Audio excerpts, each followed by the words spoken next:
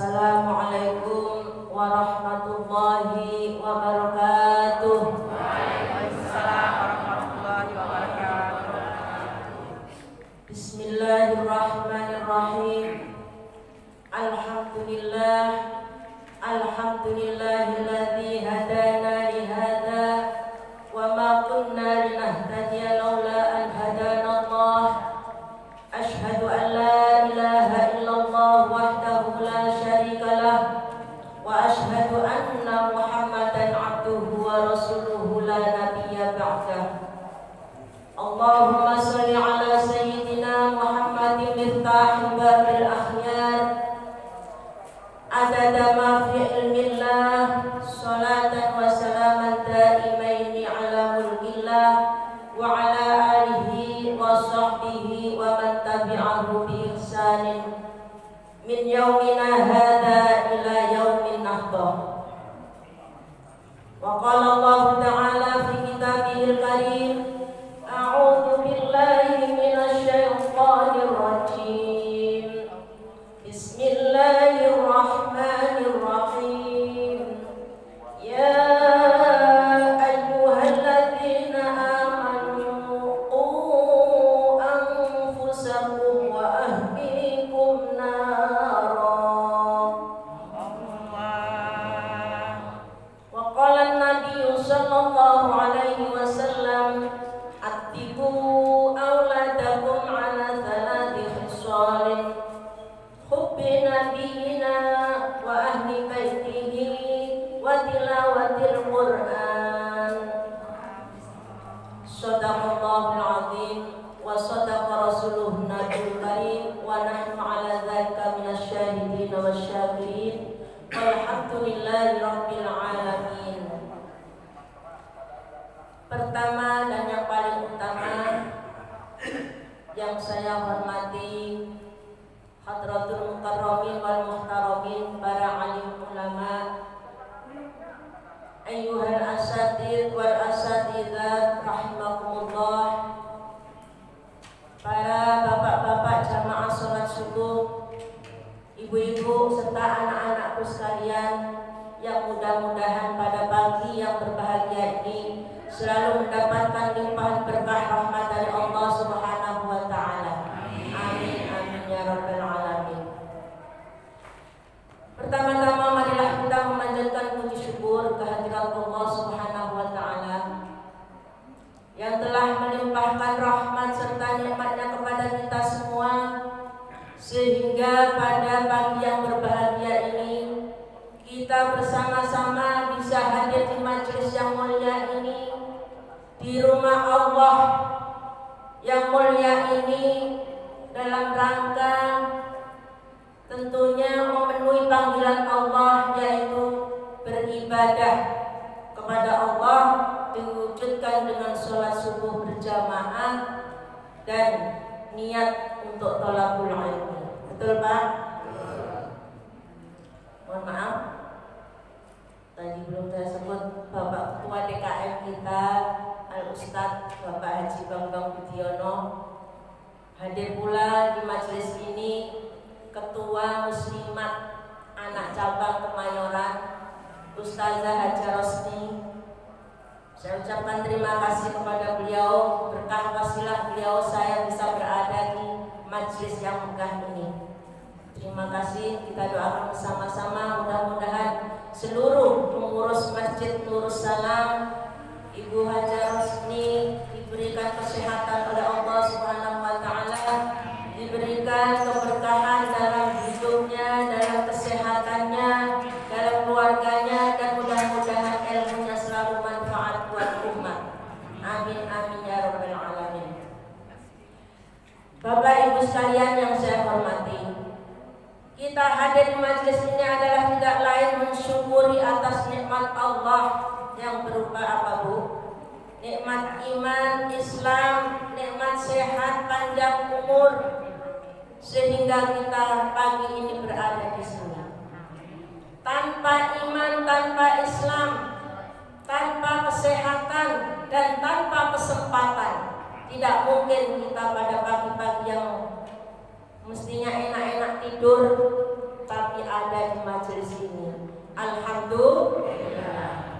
Kenapa Bu? Saya boleh cerita sedikit Bu. 3 hari yang lalu saya diuji oleh Allah kena flu. Begitu flunya selesai, suaranya serak. 3 hari saya mohon kepada Allah, ya Allah, kalau memang Kau ridho saya hadir di Masjid Nurul Salam ini, tolong berikan hamba kesehatan, kembalikan suara hamba seperti semula. Walaupun gak bagus Bu suara saya, tapi lumayan. Tapi kalau serak kayak kemarin, Masya Allah, saya mau batalin gak enak. Nanti gak jadi saya perkenalan dengan Bapak Ibu sekalian di masjid ini. Alhamdulillah, walaupun masih belum sempurna banget, saya masih bisa memenuhi undangan DKM Masjid Nurul Salam dengan sehat. Mudah-mudahan ya, ibu-ibu semua, bapak-bapak semuanya sehat. Karena saya khawatir ketika saya mau tidur, apakah saya besok masih bisa nyawa saya dikembalikan oleh Allah lagi atau enggak? Kenapa Bu? Karena pada waktu kita mau tidur, Allah mengambil nyawa kita. Bu, ya. Jadi Bapak jangan enak-enak nih yang merasa masih muda, enak-enakan mau tidur, besok mau olahraga. Kenapa? Karena Allah lah yang mengambil nyawa kita di saat kita tidur, di saat orang-orang yang sudah ajalnya tiba. Maka disitulah, kalau orang yang memang sudah ajalnya ditentukan oleh Allah hari itu diambil, maka nyawanya akan ditahan oleh Allah. Tetapi kalau ajalnya belum tiba, nyawa itu akan dikembalikan lagi Pak Bu. Ya, seperti kita sekarang ini, alhamdulillahilladzi ahyana ba'dama amatana wa ilaihin nusyur. Ya. Jadi alhamdulillah Allah masih berkenan mengembalikan nyawa kita semua, sehingga kita patut bersyukur pada pagi hari ini kita berada di majelis ini. Bu, Pak, ada ayatnya. Kalau Bapak Ibu kurang jelas, monggo dibaca surat Az-Zumar ayat 43.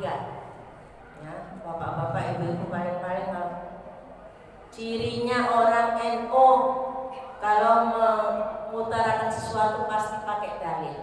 Kalau nggak ada dalilnya nanti ditanya, mana nggak ada dalilnya, orang NU beneran apa enggak, kan gitu.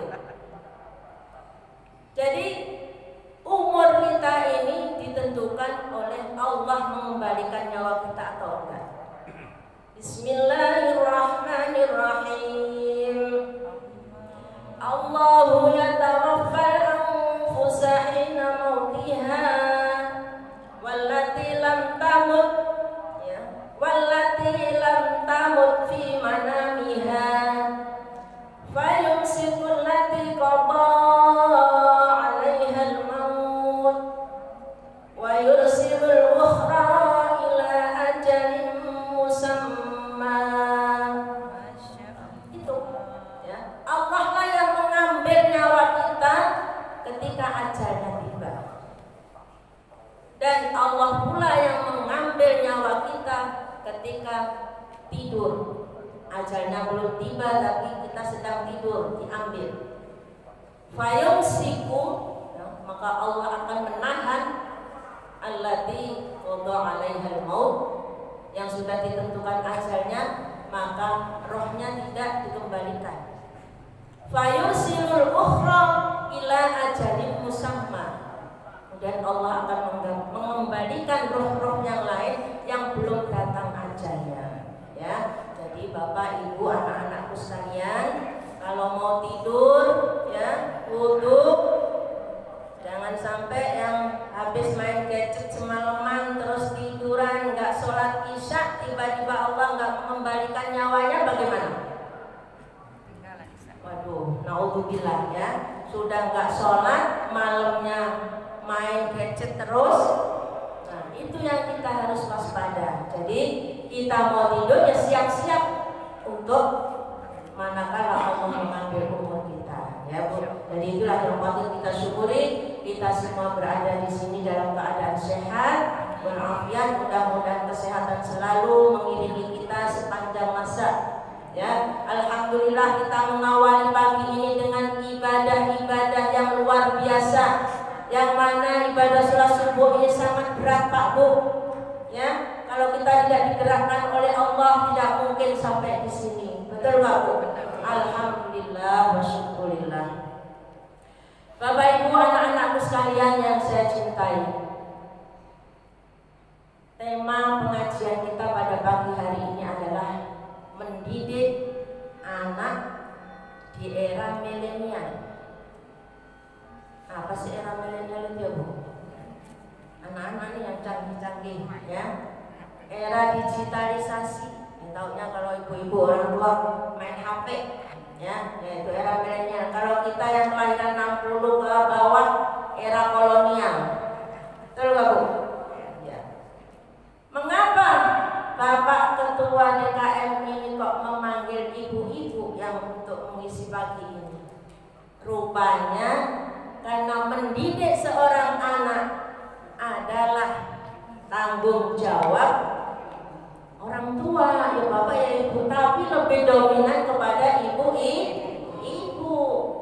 yang mengandung, ibu yang melahirkan, ibu yang menyusui, ibu yang membesarkan, merawat, yang pertama-tama ngajarin apa juga seorang ibu. Betul nggak Bu? Betul. Jadi kehadiran anak adalah merupakan anugerah yang sangat besar pada semua orang tua. Tidak jarang atau tidak sedikit pasangan keluarga yang tidak dikaruniai anak ujung-ujungnya menuntut perceraian. Ada nggak Bu yang punya? Banyak. Berapa tahun nggak punya anak, mertuanya komplain, udah ceraikan aja, dia nggak punya keturunan. Padahal kita tahu Bu, yang ngasih keturunan itu apa? Suami ibu atau ibunya ibu?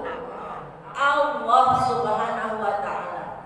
Jadi kalau ada pasangan belum punya anak terus orang tuanya kok menyalah-nyalahkan, itu salah.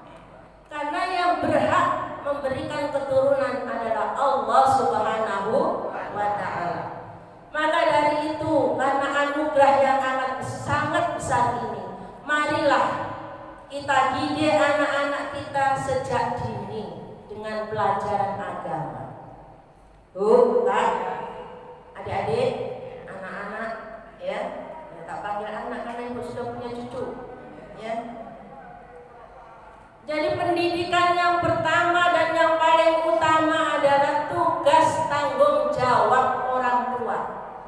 Mulai dari pertama sampai terakhir, sampai anak itu dinikahkan, tanggung jawab adalah menjadi kewajiban orang tua. Ya Bu ya. Lalu bagaimana cara kita mendidik anak-anak kita, Bu Ustazah? Sekarang sangat sulit sekali. Merasakan Bu kesulitan? Karena apa? Gak kayak zaman dulu anak-anak nurut, belum ada HP, ya.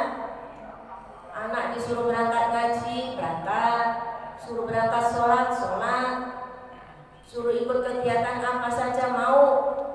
Tapi sekarang Bu, Masya Allah, ya, kalau kita tidak bekelin anak kita dari kecil, dari bahkan sebelum nikah, kita sudah harus memikirkan bagaimana cari pasangan yang kira-kira nanti bisa dijadikan ibu dari anak-anak kita. Ya, tidak bisa harus ujuk-ujuk anak saya nanti harus jadi ini, jadi itu, tidak. Tapi berangkat dari kita orang tuanya yang berusaha semaksimal mungkin. Apa yang perlu kita tanamkan kepada anak-anak didik kita semuanya? Yang pertama adalah keimanan kepada Allah Subhanahu wa ta'ala, bahwa Allah lah yang menjadikan kita semua apa saja yang ada di alam, baik di langit maupun di bumi, adalah ciptaan Allah Subhanahu wa ta'ala. Maka dari itu nak, rezeki, jodoh, maut adalah hak prerogatif Allah. Jangan khawatir kalau kalian nanti sudah besar mau jadi apa, yang penting sekarang iman dahulu. Karena Allah, karena Islam sudah memberikan pelajaran buat kita semua bagaimana cara mendidik anak-anak kita. Allah telah memberikan gambaran, memberikan contoh yang begitu bagus kepada hambanya yang bernama Luqmanul Hakim. Beliau sangat arif dalam membimbing, memberikan nasihat kepada putra-putranya. Pak, Bu, surat apa, Bu? Surat Luqman ayat 13 sampai 19. Itu adalah fondasi kita dalam mendidik anak-anak kita. Pertama adalah keimanan. Bismillahirrahmanirrahim. Wa idh qala Luqmanu li banihi wa huwa ya'iduhu ya bunayya la tusyrik billah inna syirka la dhulmun 'adzim. Jadi pertama adalah, hai anakku, jangan pernah kamu sekali-kali menyekutukan Allah dengan apapun. Karena syirik adalah perbuatan zalim yang sangat besar.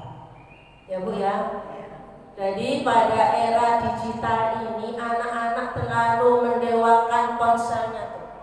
Ya, disuruh sholat tar, suruh ini tar, dipanggil mamanya suaranya lebih galak dari dia. Betul Pak Bu? Itu namanya akhlaknya kurang bagus. Ya, jadi suara anak tidak boleh melebihi suara orang tua. Itu pendidikan yang harus kita dapatkan, harus kita berikan kepada anak-anak kita. Setelah keimanan, maka kita harus memberikan pendidikan bahwa anak wajib birrul walidain. Ya, berbakti kepada kedua orang tuanya, menghormati, menuruti, mendengarkan nasihatnya yang baik-baik, seperti yang dicontohkan oleh Luqmanul Hakim ini. Ya. Wa wassaynal insana biwalidayhi hamalathu ummuhu wahnan 'ala wahnin wa fisaluhu fi 'amaini an ishkur li wa liwalidayk ilayyal masir. Tuh nak, ya. Kewajiban seorang anak harus berbakti kepada orang tua, terutama ibu. Kenapa? Hamalat ummuhu wahnan 'ala wahnin. Bapak-bapak sih nggak merasakan hamil, ya. Tapi kalau ibu-ibu nih bertambah bulan, bertambah payah, miring susah, tengkurap susah. Itu perjuangan ibu. Makanya jangan sekali-kali mendurhakai orang tua kita, terutama ibu-ibu. Anak-anakku sekalian, ya. Nah, tanpa ada ibu, tanpa ada ayah, kalian tidak mungkin lahir di dunia. Walaupun yang menciptakan kalian adalah Allah, ya. Nggak ada ibu, nggak ada bapak, kalian nggak akan lahir ke muka bumi ini. Maka dari itu, hormatilah, dengarkan, turuti apa perintah orang tua selagi perintah itu adalah baik dan tidak bertentangan dengan ajaran agama. Ada semua di dalam Al-Quran itu, Pak. Ya. Berbakti kepada orang tua, ada pendidikan sosial juga. Ya bunayya innaha in takum mithqala habbatin min khardalin fatakun fi sakhratin aw fis samawati aw fil ardh. Itu pendidikan sosial. Jadi orang tua memberikan pelajaran kepada anaknya, hei anak-anakku sekalian, bahwa sebiji seberat sekecil biji sawi pun amal perbuatanmu yang baik, insya Allah Allah akan berikan pahalanya. Ibu datang ke sini bawa anaknya nurut nih, diajak ibunya jamaah ke masjid walaupun ngantuk-ngantuk, betul gak deh? Iya. Susah nggak tadi dibangunin? Enggak, alhamdulillah. Ini calon-calon generasi emas kita di masa yang akan datang. Dibawa semua anak-anaknya, diajarin, ayo kita walaupun di masjid sholatnya masih tengok-tengok kayak kita sekarang dulu Bu ya, kita sholat kan masih senggol, tolak-tolak sama sini, nggak apa-apa. Nanti pada akhirnya dia akan tahu peraturan bagaimana cara sholat. Itu pun kita juga yang mengajarinya, para pendidik baik orang tua maupun para guru-guru. Alhamdulillah di masjid ini kegiatannya banyak ya. Ikutin semua kegiatannya. Apa kata bapak gurunya, apa kata orang tua, ayo kita ikutin. Karena Allah bakal menggantikan semua itu. Allah bakal menggantikan apa yang sudah bapak ibu keluarkan, perjuangkan, korbankan demi anak-anak kita. Ya'ti bihallah, Allah akan membalasnya. Innallaha latiful khabir. Kalau sudah begitu apa lagi yang diajarkan? Akhlak, ya, akhlak. Sholat sudah iman, ya. Iman itu diwujudkan dengan apa? Kalimat la ilaha illallah Muhammadur Rasulullah. Sudah semuanya hafal kan? Ya, ada Tuhan selain Allah dan Nabi Muhammad utusan Allah. Lalu anak-anak diajarkan sholat. Sholat itu adalah tiang agama. Betul nggak? Kalau nggak sholat berarti agamanya runtuh, roboh. Ibu-ibu yang sholihah juga menjadi tiang negara.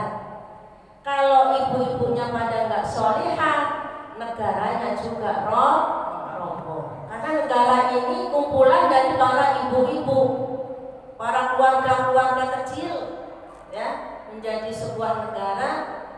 Insyaluhat saluhatil bilad. Jika orang tua, para wanitanya, para ibu-ibunya solehah, maka negara juga akan menjadi negara yang baik. Baldatun thayyibatun wa rabbun ghafur. Amin, ya. Ya bunayya aqimis sholata. Wahai anak-anakku, dirikanlah sholat. Sholat ini diperintahkan oleh Allah Rasulullah sejak anak-anak masih umur 7 tahun Pak Bu. Harus diajarkan. Itu tadi dengan ibu kita sholat di rumah, ayo ikut di belakangnya. Ya, kalau masih dalam kandungan pun kita bicara dengan apa yang ada dalam kandungan, ayo ikut sholat ibu. Sambil dielus-elus perutnya. Itu merupakan pendidikan awal Pak. Tanpa disadari itu adalah pendidikan awal yang diberikan oleh seorang calon ibu. Maka dari itu, ya, sholat adalah tiang agama. Diperintah oleh Allah umur 7, ya, harus sudah sholat. Adik umur berapa? Hah? Umur 9 tahun. Kalau umur 10 tahun nggak mau sholat, boleh dipukul, ya. Jangan ngelawan kalau dipukul makanya kamu nggak mau sholat. Makanya sholat jangan ditinggalkan. Adik-adik semua yang di sana itu, ayo sholatnya 5 waktu, penuh nggak? Alhamdulillah. Generasi remaja Masjid Nurul Salam, insya Allah sholatnya 5 waktu penuh. Itu beruntung yang punya anak seperti itu, ya. Karena tidak jarang Bu, anak-anak walaupun bapaknya ustadz, ibunya ustadzah, sholatnya bolong-bolong banyak. Kenapa? Karena bapak ibunya sibuk di luar, sehingga pendampingan kepada anak-anaknya jarang. Walaupun anak-anak sudah gede, ini harus diingatkan terus Pak Bu, nah ayo sholat. Jangan dibiarkan. Kalau dibiarkan lama-lama anak itu akan terbiasa. Nggak ada apa-apain, nggak ada apa-apain. Selalu kita obrak-obrak terus. Walaupun anak-anak itu sudah gede-gede biasanya, ya. Makanya kalau malam jangan main gini terus, ya. Harus dibatasi waktunya. Betul nggak? Sampai jam berapa kalau main gadget? Apakah ada kesepakatan antara anak dengan ibu orang tuanya? Berapa lama main gadget dan kapan boleh main gadget? Hah? Coba anak-anakku sekalian, bikin kesepakatan nggak ibunya sama ayahnya? Nak, kamu harus main gadget seminggu sekali. Wah, nggak bisa bukan tiap hari di sekolah. Maksudnya yang di luar jam pelajaran. Ya, jam pelajaran berapa jam? Hah? Lepas itu serahkan HP ke orang tua. Boleh main lagi nanti weekend. Apa itu weekend? Hari Minggu, hari libur boleh. Itu pun juga tidak sepanjang waktu. Ya. Jadi antara orang tua, anak harus ada apa? Komunikasi dua arah. Bagaimana seorang ibu, seorang ayah memperlakukan anak-anak ini? Pak, bosan di rumah mulu, sekolah nggak masuk-masuk. Ajak rekreasi. Nggak punya uang, Bu. Ada rekreasi perlu duit. Nggak perlu ke tempat wisata, aja ke lapangan main bola. Ya, bisa kan? Itu sudah menyenangkan. Yang penting waktu antara orang tua dan anak-anak ada. Harus ada zona bebas. Supaya apa? Supaya anak tidak boring. Apa boring? Namanya bosan. Ya, di rumah mulu. Orang tua di kantor nggak pulang-pulang. Anak diserahkan pembantunya. Mau jadi apa kalau gitu? Jangan menyalahkan pembantunya. Kita yang sebagai orang tua harus waspada, apalagi di era digitalisasi ini, ya, yang merubah seluruh tatanan kehidupan kita. Beda dengan zaman kita dahulu, Pak. Ya, kalau dahulu mau kirim berita ke kampung saja berapa hari baru sampai lewat telegram. Ya, mau kirim uang wesel seminggu baru sampai. Tapi sekarang mau makan kita tidur-tiduran di rumah, datang tuh GoFood. Hah? Ya, anak-anak juga begitu. Mau komunikasi sama guru, sama teman-temannya, bahas masalah pelajaran juga dari ponsel itu. Kalau begitu, media sosial ini bermanfaat apa enggak, Pak? Bu, tinggal pemakaiannya, cerdas. Ya, tinggal pemakaiannya. Manfaatnya sudah barang tentu ada. Fihi manafi'. Di dalam ponsel, media sosial banyak manfaat yang kita dapatkan. Kalau kita pandai, ya, kita punya literasi digital. Ustazah kayak tahu aja. Ya, kemampuan untuk memahami pengguna media sosial. Ya, kalau saya terus terang Pak, Bu, saya nggak begitu paham gaptek, gagal paham teknologi. Untung anak-anak saya sudah besar semuanya, jadi saya minta ajarin ke anak-anaknya. Itu pun nggak yang jelimet-jelimet, yang penting bisa WA, bisa pesen Gojek, ya, itu aja. Tapi merasa ketinggalan sekali kalau kita tidak mau belajar. Kita tidak melek digital juga ketinggalan. Sudah tidak zamannya lagi. Kita mau nggak mau harus, ya, mempelajari, mengikuti perkembangan zaman. Dan itu pun juga dianjurkan oleh Islam.